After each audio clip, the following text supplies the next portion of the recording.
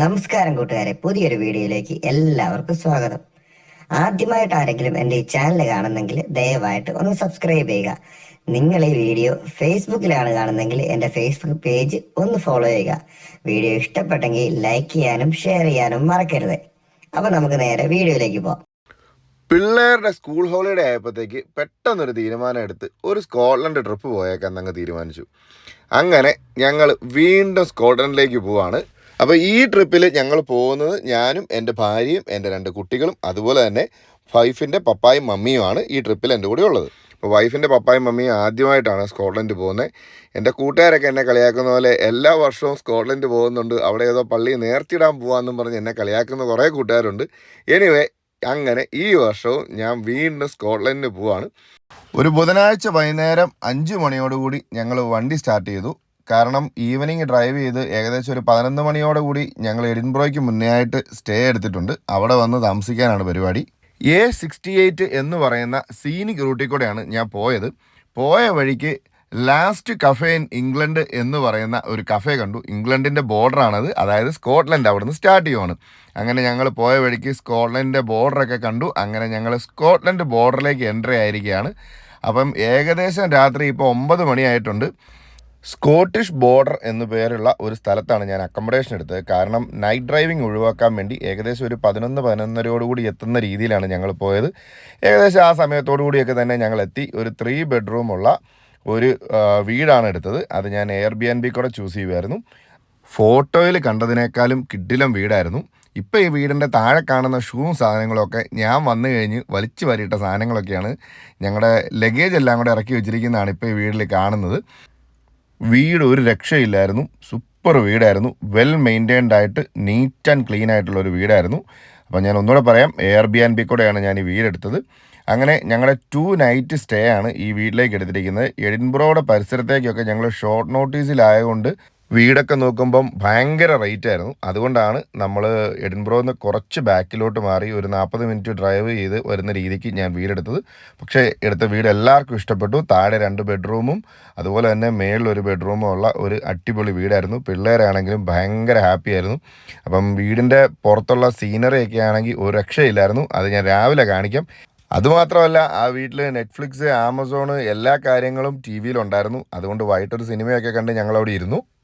അങ്ങനെ next day മോർണിംഗിൽ ഞങ്ങളെല്ലാവരും റെഡിയായി. ഏകദേശം ഒരു 9 മണിയോടുകൂടി ഞങ്ങൾ ബ്രേക്ക്ഫാസ്റ്റ് ഒക്കെ കഴിഞ്ഞ് അവിടുന്ന് പുറത്തിറങ്ങാനായിട്ട് റെഡിയായിട്ട് നിൽക്കുകയാണ്. ഇതാണ് ഞങ്ങൾ താമസിച്ച അക്കോമഡേഷനിൽ നിന്ന് പുറത്തോട്ട് കാണുമ്പോൾ ഉള്ള ഒരു വ്യൂ. ഒരു രക്ഷയില്ലാത്ത മനോഹരമായ വ്യൂ ആയിരുന്നു ആ നമ്മുടെ താമസിച്ച വീടിൻ്റെ ബാക്ക്ഗ്രൗണ്ടിലൊക്കെ ഉണ്ടായിരുന്നത്. അതുപോലെ തന്നെ ഇതൊരു ചെറിയ വില്ലേജ് ആയിരുന്നു. അപ്പം സ്കോട്ടിഷ് ബോർഡർ എന്നാണ് ഈ സ്ഥലത്തിൻ്റെ പേര്. അപ്പം നമുക്ക് കാമാൻഗോയറ്റായിട്ടുള്ള ഒരു സ്ഥലത്ത് താമസിക്കാൻ സാധിച്ചു. ആകെപ്പാടെ നമുക്ക് ആ വീടെടുത്തപ്പോൾ ഉള്ളൊരു ചെറിയ മിസ്റ്റേക്ക് എന്ന് പറഞ്ഞാൽ അവിടെ ഡ്രൈവേ ഇച്ചിരി ദൂരെ ആയിരുന്നുകൊണ്ട് നമ്മുടെ വീട്ടിൽ നിന്ന് 1 മിനിറ്റ് ദൂരത്തിലാണ് വണ്ടി പാർക്ക് ചെയ്തിരുന്നത്. അതുകൊണ്ട് നമ്മൾ സാധനങ്ങളൊക്കെ എടുത്തുകൊണ്ട് ഒരു ശകലം നടക്കേണ്ടി വന്നു. നമ്മുടെ രാവിലത്തെ പ്ലാൻ എന്ന് പറയുന്നത് നേരെ ഫാൽക്രിക്ക് വീലാണ്. അപ്പം ഞങ്ങൾ എഡിൻബ്രോയിലുള്ള ഫാൽക്രിക്ക് വീലിൽ വന്നിരിക്കുകയാണ്. ഒരു രക്ഷയില്ലെന്ന് പറഞ്ഞു കഴിഞ്ഞാൽ ഭയങ്കര തിരക്കായിരുന്നു അവിടെ. ക്യൂ എന്നൊക്കെ പറഞ്ഞു കഴിഞ്ഞാൽ ഭയങ്കര ക്യൂ. അപ്പം നേരത്തെ നമ്മൾ ബുക്ക് ചെയ്യാത്തതുകൊണ്ട് ഞങ്ങൾക്ക് ടിക്കറ്റ് കിട്ടിയില്ല. പുറത്ത് നിന്ന് കാണാൻ മാത്രമേ സാധിച്ചുള്ളൂ. അതുകൊണ്ട് പിന്നെ ഞങ്ങൾ പുറത്ത് നിന്ന് കുറച്ച് ഫോട്ടോയും വീഡിയോയും ഒക്കെ എടുത്തു. കാരണം എല്ലാവരും നേരത്തെ ടിക്കറ്റൊക്കെ ബുക്ക് ചെയ്തിട്ട് വന്നവരായിരുന്നു. അവർ കയറുന്നതൊക്കെ ഞങ്ങൾ കണ്ടുകൊണ്ട് നിന്നു. പക്ഷേ ഫാൽക്രിക്ക് വീൽ എന്താണെന്നും ഏതാണെന്നും ഒന്നും ഇനി ഞാൻ പറയുന്നില്ല. കാരണം അതിനെക്കുറിച്ച് ഡീറ്റെയിൽ ആയിട്ടുള്ള വീഡിയോ ഇതിനു മുമ്പ് ഞാൻ ചെയ്തിട്ടുണ്ട്. കാണാത്തവർക്ക് എൻ്റെ യൂട്യൂബ് ചാനലിൽ ഞങ്ങളുടെ മോട്ടോർ ഹോമിൻ്റെ ട്രിപ്പ് എടുത്ത് നോക്കിയാൽ മതി. അതിനകത്ത് ഫാൽക്രിക്ക് വീലിനെ കുറിച്ച് ഡീറ്റെയിൽ ആയിട്ട് ഞാൻ വീഡിയോ ചെയ്തിട്ടുണ്ട്. അപ്പോൾ അതുകൊണ്ട് അത് ഞാൻ പിന്നെയും പറഞ്ഞ് വെറുപ്പിക്കുന്നില്ല. അപ്പം അതിനകത്തുനിന്ന് ബോട്ട് വരുന്നതും പോകുന്നതും ഒക്കെ ഞാൻ ആ വീഡിയോയിൽ ചെയ്തിട്ടുണ്ട്. സംഭവം എന്താണെന്ന് അറിയാത്തവർക്ക് അതിനകത്ത് കയറി നോക്കാവുന്നതാണ് ആ വീഡിയോയിൽ. ഞാൻ വീണ്ടും അത് പറയുന്നില്ല. എനിവേ, അപ്പം ഞങ്ങളുടെ ഫസ്റ്റ് ഡെസ്റ്റിനേഷനായ ഫാൽക്രിക്ക് വീലായിരുന്നു നമ്മുടെ സ്കോട്ട്ലൻഡിലെ ആദ്യത്തെ കാഴ്ച. അങ്ങനെ ഏകദേശം ഒരു 1.5 മണിക്കൂർ അവിടെ സ്പെൻഡ് ചെയ്തതിന് ശേഷം ഞങ്ങൾ അവിടെ നിന്ന് നേരെ കെൽപിസിലേക്ക് പോയി. കെൽപിസ് എന്ന് പറയുന്നത് ഈ ഫാൽക്രിക്ക് വീലിൽ നിന്നും ഏകദേശം ഒരു 10-15 മിനിറ്റ് ഡ്രൈവ് മാത്രമേ ഉള്ളൂ, തൊട്ടടുത്താണ്. അപ്പം കെൽപിസിൽ നമുക്ക് ടിക്കറ്റ് ഒന്നും എടുക്കേണ്ട കാര്യമില്ല. നമുക്ക് നേരെ എൻ്റർ ആകാം. ആകപ്പാടെ അവിടുത്തെ പാർക്കിംഗ് ഫീസ് എത്രയാണ്, 3.5 പൗണ്ടോ സംതിങ് കൊടുത്താൽ മതി. അപ്പം ഞങ്ങൾ അങ്ങനെ കെൽപിസിലെത്തിയിട്ടുണ്ട്. കെൽപിസിനെ കുറിച്ചുമുള്ള വലിയൊരു വീഡിയോ ഇതിനു മുമ്പ് ഞാൻ ചെയ്തിട്ടുണ്ട്. അതുകൊണ്ട് ഞാൻ കെൽപിസിനെ കുറിച്ചും വലിയ കാര്യമായിട്ടൊന്നും പറയുന്നില്ല. എന്താണ് ഏതാണെന്നൊക്കെ ഡീറ്റെയിൽ ആയിട്ടുള്ളൊരു വീഡിയോ ഇതിനു മുമ്പ് ഞാൻ ചെയ്തിട്ടുണ്ട്. അപ്പോൾ പിള്ളേരുമായിട്ട് ആദ്യമായിട്ടാണ് ഈ കെൽപിസിൻ്റെ അടുത്ത് വരുന്നത്. അതുകൊണ്ട് പിള്ളേർക്ക് ഭയങ്കര എൻജോയ്മെൻ്റ് ആയിരുന്നു. പിന്നെ എസ്പെഷ്യലി എടുത്തു പറയേണ്ട ഒരു കാര്യം എന്ന് പറഞ്ഞാൽ സ്കോട്ട്ലൻഡിൽ വരുമ്പം നമ്മൾ ഏറ്റവും കൂടുതൽ ശ്രദ്ധിക്കേണ്ടത് നല്ല വെതറുള്ള ദിവസം നോക്കി വരിക എന്നുള്ളതാണ്. അപ്പം ഈ തവണ എന്താണെന്ന് പറഞ്ഞാലും ഞാൻ ഭയങ്കര ലക്കിയായിരുന്നു. നല്ല വെതറായിരുന്നു. അത്യാവശ്യം വന്ന ദിവസം ഭയങ്കര ഹാപ്പിയാണ്. നമുക്കെല്ലാം കവർ ചെയ്യാൻ പറ്റി. പക്ഷേ നമ്മുടെ ഗൂഗിൾ നോക്കിയപ്പം നല്ല മഴയാണെന്നൊക്കെയാണ് തലേന്ന് വൈകിട്ട് വരെ കാണിച്ച്. ഒരു തുള്ളി മഴ പെയ്തിട്ടില്ല. അത്ര നല്ല വെതറായിരുന്നു. അതുകൊണ്ട് ഞങ്ങൾ ഭയങ്കര ഹാപ്പിയാണ്. അപ്പം നമ്മൾ കെൽപീസിൻ്റെ വട്ടത്തിലൊക്കെ നടന്ന് അത്യാവശ്യം അവനെ തൊട്ടും തലോടിയൊക്കെ അതിലേക്ക് പോയി ആവശ്യത്തിന് കൂടുതൽ ഫോട്ടോസൊക്കെ എടുത്ത് നമ്മൾ കറങ്ങി. പിള്ളേരാണെങ്കിലും ഹോഴ്സിനെ കണ്ടുകൊണ്ട് ഭയങ്കര സന്തോഷമായിരുന്നു. അപ്പം 2 വലിയ ഹോഴ്സ് ഇവിടെയും തൊട്ട് ഫ്രണ്ടിൽ 2 ചെറിയ ഹോഴ്സ് അപ്പുറം ഇരുന്നു. അപ്പം ഇതിനെക്കുറിച്ച് ഞാൻ വീണ്ടും പറയുകയാണ്. ഞാൻ ഇതിനെക്കുറിച്ചുള്ളൊരു വീഡിയോ ഇതിന് മുമ്പ് ഞങ്ങളുടെ മോട്ടോർ ഹോം ട്രിപ്പിൻ്റെ വീഡിയോയ്ക്കകത്ത് ചെയ്തിട്ടുണ്ട്. അപ്പം ഞാൻ അതിനെക്കുറിച്ച് ഡീറ്റെയിൽ ആയിട്ടൊന്നും പറയുന്നില്ല. പിന്നെ നമ്മൾ നൈറ്റ് ടൈമിലൊക്കെയാണ് വരുന്നെങ്കിൽ ഈ കെൽപീസിനകത്ത് നല്ല കളർഫുള്ളായിട്ടുള്ള ലൈറ്റൊക്കെ കത്തി നിൽക്കുന്ന കാണാൻ വേണ്ടി അതൊരു പ്രത്യേക ഭംഗിയാണ്. പക്ഷേ വൈകിട്ട് വരെ നിൽക്കാനുള്ള സമയം നമ്മുടെ കയ്യിലില്ല. അതുകൊണ്ട് ഞങ്ങളൊരു ഉച്ച കഴിഞ്ഞപ്പോഴത്തേക്ക് നേരെ വിട്ടു. നേരെ നമ്മുടെ അടുത്ത ഡെസ്റ്റിനേഷൻ പ്ലാൻ ചെയ്തിരുന്നത് എഡിൻബ്രോ ഹൈ സ്ട്രീറ്റ് ആണ്. പോയ വഴിക്ക് നമ്മൾ ന്യൂട്ടൺ വ്യൂ എന്ന് പറയുന്ന സ്ഥലത്ത് നിർത്തി ആ ഒരു വ്യൂ കണ്ടു. ഈ ഒരു വ്യൂ പോയിന്റിൽ നിന്ന് കഴിഞ്ഞാൽ നമുക്ക് കാണാൻ സാധിക്കുന്ന ആ ഒരു ബ്രിഡ്ജുകൾ എന്ന് പറയുന്നത് ഒന്ന് 4th ബ്രിഡ്ജാണ്, അതുപോലെ തന്നെ 4th റോഡ് ബ്രിഡ്ജ്, അതുപോലെ തന്നെ ക്യൂൻസ്ബറി ക്രോസിങ്ങും നമുക്ക് കാണാം. പിന്നെ എഡിൻബ്രോ ടൗണിൻ്റെ ഒരു ലോങ് വ്യൂ നമുക്ക് ഇവിടുന്ന് കാണാം.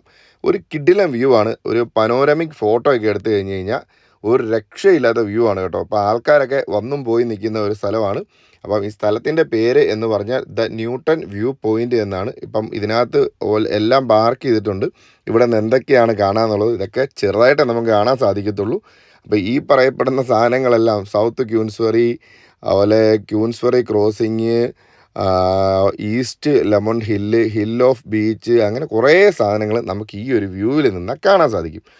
അവിടുന്ന് നേരെ ഞങ്ങൾ പോയത് എഡിൻബ്രോ ഹൈ സ്ട്രീറ്റിലേക്കാണ്. അതായിരുന്നു നമ്മുടെ പ്രധാനമായ ഇന്നത്തെ ടാർഗറ്റ് എന്ന് പറയുന്നതിലൊന്ന്. അപ്പം എഡിൻബ്രോ ഹൈ സ്ട്രീറ്റ് സാധാരണ പോലെ തന്നെ പൊരിഞ്ഞ തിരക്കായിരുന്നു.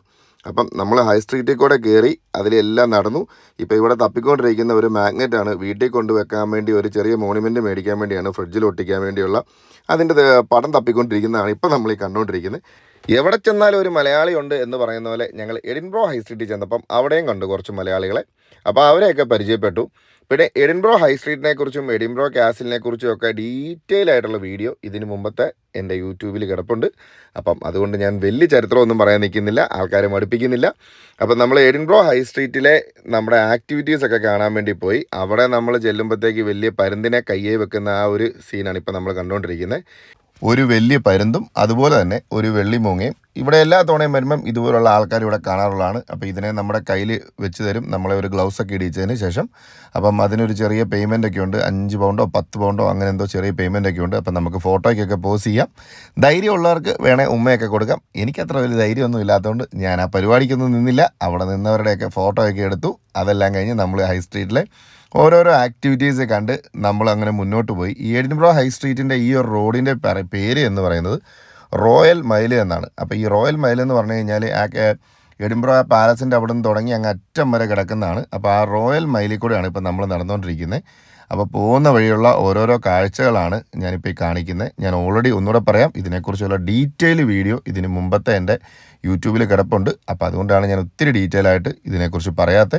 പിന്നെ ഈ ഹൈ സ്ട്രീറ്റിൽ കൂടെ നമ്മൾ ചെല്ലുമ്പോൾ ഈ പറയുന്ന ഒത്തിരി ആക്ടിവിറ്റീസ് നമുക്ക് അവിടെ കാണാൻ സാധിക്കും.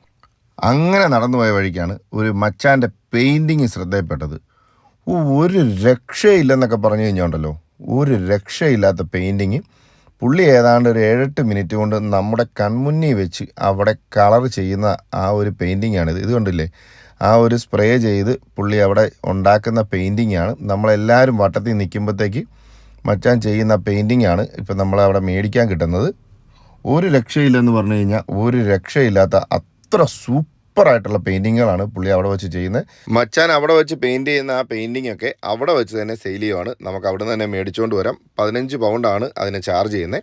അപ്പം അവിടെ കുറേ നേരം പെയിൻറ്റിംഗ് ഒക്കെ കണ്ടു നിന്നതിന് ശേഷം ഞങ്ങൾ വീണ്ടും മുന്നോട്ട് നടന്നു. പോയ വഴിക്ക് നമ്മുടെ അടുത്ത ആശാൻ അവിടെ ഇരുന്ന് ഒരാളുടെ പടം വരയ്ക്കുന്നുണ്ടായിരുന്നു. നമ്മൾ നാട്ടിലൊക്കെ നമ്മൾ ഇതിനു മുമ്പും കണ്ടിട്ടുള്ളതാണ്. അവിടെ നിന്ന് ആൾക്കാരെ ഇരുത്തിക്കൊണ്ട് അരമണിക്കൂർ കൊണ്ട് ആൾക്കാരുടെ പടം വരച്ച് കൊടുക്കുന്ന ആ ഒരു സെറ്റപ്പായിരുന്നു അവിടെ ഉണ്ടായിരുന്നത്. അപ്പോൾ അത് കുറച്ച് നേരം നമ്മൾ കണ്ടു. അത് കഴിഞ്ഞപ്പോൾ ഇവിടെ ഒരു ഗ്രൂപ്പ് ആൾക്കാർ നിൽക്കുന്നത് കണ്ടു. ഇവരെന്ന് പറഞ്ഞു കഴിഞ്ഞാൽ ഈ ടൂറിസ്റ്റ് പാക്കേജിൽ വന്നതാണ്. അപ്പോൾ അവിടെ ഗൈഡ് ഓരോ കാര്യങ്ങളും എക്സ്പ്ലെയിൻ ചെയ്ത് കൊടുത്തുകൊണ്ടിരിക്കുന്നതാണ് കാണുന്നത്. ഓരോ ചെറിയ പില്ലറുകൾക്കും ഒക്കെ ഓരോ അർത്ഥം ഉണ്ടെന്നും ഇതെന്താണ് എന്നൊക്കെയാണ് ഇവർക്ക് പറഞ്ഞു കൊടുക്കുന്നത്. നമുക്കിതൊന്നും വലിയ ധാരണയില്ലാത്തതുകൊണ്ട് നമ്മൾ വീണ്ടും മുന്നോട്ട് നടന്നു. അടുത്തടുത്ത സ്ഥലത്തേക്ക് നടന്നുകൊണ്ടേയിരുന്നു. അപ്പോൾ അത്യാവശ്യം നടക്കാനുണ്ട്. നമുക്ക് എന്നാ പറയുക, നടപ്പ് മാത്രമല്ല അത്യാവശ്യം കാണാനുമുണ്ട്. അപ്പോൾ അവിടെ കുറേ ആൾക്കാർ കൂടി നിൽക്കുന്നുണ്ട്. അതെന്താ സെറ്റപ്പ് നോക്കാൻ ചെന്നപ്പം ഒരണ്ണൻ്റെ മാജിക് ആയിരുന്നു. മാജിക്ക് ഏകദേശം കഴിയാറായപ്പോഴാണ് ഞങ്ങൾ ചെന്നത്. ഒരു അണ്ണൻ അവിടെ ഓറഞ്ചൊക്കെ വെച്ച് മാജിക്ക് കാണിച്ചുകൊണ്ടിരിക്കുകയായിരുന്നു. എനിവേ ആൾക്കാരൊക്കെ നല്ല കയ്യടിയായിരുന്നു. അപ്പോൾ അതിൽ നിന്നൊരു കാര്യം മനസ്സിലായി, എന്തായാലും നല്ല പരിപാടിയായിരിക്കും. അല്ലെങ്കിൽ ഈ നിൽക്കുന്ന ആൾക്കാരെന്നൊക്കെ പറഞ്ഞാൽ പല രാജ്യങ്ങളിൽ വന്ന് നിൽക്കുന്നതാണ്.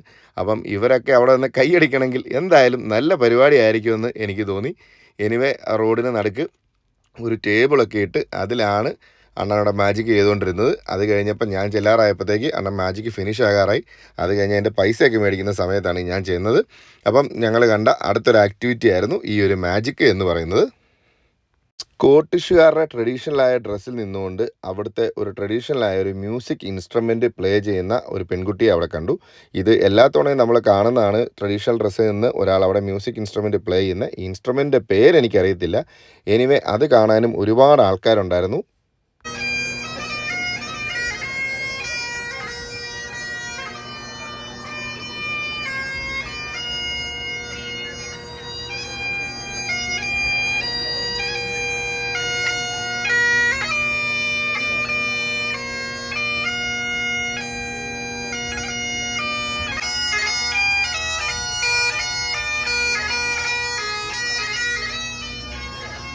ഏകദേശം 2-3 മണിക്കൂർ കഴിഞ്ഞ് ഞങ്ങൾ പതുക്കെ അവിടെ നിന്ന് തിരിച്ച് നടക്കാൻ തുടങ്ങി. ഏറ്റവും കൂടുതൽ ടൈം സ്പെൻഡ് ചെയ്യുന്നത് ഈ റോഡിൽ വിസ്കി ടേസ്റ്റിങ്ങിൻ്റെ ഒരുപാട് കടകളുണ്ട്. അപ്പം നമുക്കവിടെ വിസ്കി പല വിധത്തിലുള്ള ടേസ്റ്റ് ചെയ്ത് നോക്കാനും വിസ്കിയുടെ ടൂറ് പോകാനും ഒക്കെ നമുക്ക് പറ്റും. ഈ ലോങ് വ്യൂവിൽ നമ്മൾ കാണുന്നത് എഡിൻബ്രോ കാസിലാണ്. അത് അടുത്ത് നിന്ന് കാണുന്നേക്കാളും ഈ ലോങ് വ്യൂവിൽ കാണുമ്പോഴാണ് ഇച്ചിരി കിടു. ഇപ്പം ഈ നല്ല വെട്ടം ഉണ്ടെങ്കിലും വൈകിട്ട് 8 മണിയായിട്ടുണ്ട്. ഞങ്ങൾ പതുക്കെ ഇവിടെ നിന്ന് പോവുകയാണ്. അപ്പം ഞങ്ങളുടെ അക്കോമഡേഷനിലേക്ക് ഞങ്ങൾ തിരിച്ചു പോവുകയാണ്. അപ്പോൾ പോകുന്ന വഴിക്ക് കുഞ്ഞി ഞങ്ങൾ കുറേ കാഴ്ചകളൊക്കെ കണ്ടു. അതൊക്കെ കണ്ട് നിർത്തി അവിടെയൊക്കെ സമയം സ്പെൻഡ് ചെയ്തിട്ടാണ് ഞങ്ങൾ പോയത്. അപ്പോൾ സ്കോട്ട്ലൻഡ് ട്രിപ്പിൻ്റെ പാർട്ട് 1 ഇവിടെ കൊണ്ട് തീർക്കുന്നു. ഡേ 2 നമുക്ക് അടുത്ത ദിവസം കാണാം. കൂട്ടുകാർക്ക് എല്ലാവർക്കും വീഡിയോ ഇഷ്ടപ്പെട്ടെന്ന് ഞാൻ പ്രതീക്ഷിക്കുന്നു. ലൈക്ക് ചെയ്യാനും ഷെയർ ചെയ്യാനും മറക്കരുതേ. പിന്നെ ആദ്യമായിട്ടാണ് ആരെങ്കിലും എൻ്റെ ഈ ചാനൽ കാണുന്നെങ്കിൽ ഒന്ന് സബ്സ്ക്രൈബ് ചെയ്തേക്കണേ. നിങ്ങൾ വീഡിയോ ഫേസ്ബുക്കിലൊക്കെ ഉണ്ടെങ്കിൽ എൻ്റെ ഈ ഫേസ്ബുക്ക് പേജ് ഒന്ന് ഫോളോ ചെയ്യാനും മറക്കരുതേ. അപ്പോൾ നമുക്ക് അടുത്ത വീഡിയോ ആയിട്ട് വരാം. അതുവരെ ഗുഡ് ബൈ.